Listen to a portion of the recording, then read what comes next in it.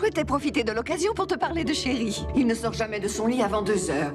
Cet enfant finira par me faire mourir, je te le dis. Il n'écoute plus un mot de ce que je dis, mais je suis sûre que si c'est toi qui lui parles, il écoutera. Chéri! I think the script is very witty, and I think that was a very clever decision of Christopher's. My mother was a very powerful woman. My wife was a very powerful woman. I only know these powerful women, so maybe it's unconscious. J'ai commencé des démarches en vue de marier Chéri. I only have powerful women around me. None of them are pathetic, and that's what I've grown up with. So it's what I'm used to. So it's how I see the world. The Queen,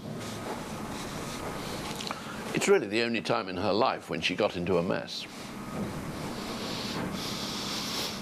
So of course that's what was interesting about it. Why make a film about somebody who isn't in a mess? And the Queen is clearly a, idiotically powerful woman. We wrote the prologue after we'd made the film. And they're very, very difficult things, voiceovers.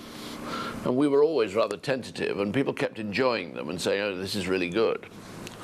And they kept keeping my voice in. It's my voice, it's not... I kept saying we should get a woman to do this. This is Colette, as it were, speaking. So, yes, we were both reluctant. Je suis probablement en train de me ridiculiser.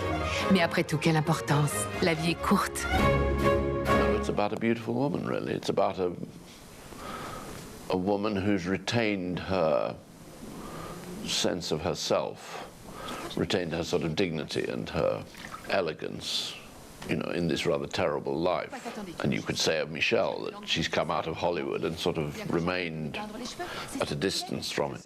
Michelle is the right age. She's exactly the age that Colette was writing about. The project began for Jessica Lange, who wanted to make a film of it. And I think the script was written for Jessica. And then, I guess 10 years passed. And it was a... Life is cruel. Really? I thought Rupert was an absolutely wonderful man, wonderful actor and a wonderful man. I chose him because, in the end, he could take an unsympathetic character and play it with sympathy, that you would care about him. So I love Rupert, so of course my view is rather clouded. Déguerpir que je ne te revois plus. Jamais? Jamais. Vous aimez être méchant, monsieur? Absolument, ça me remonte le moral.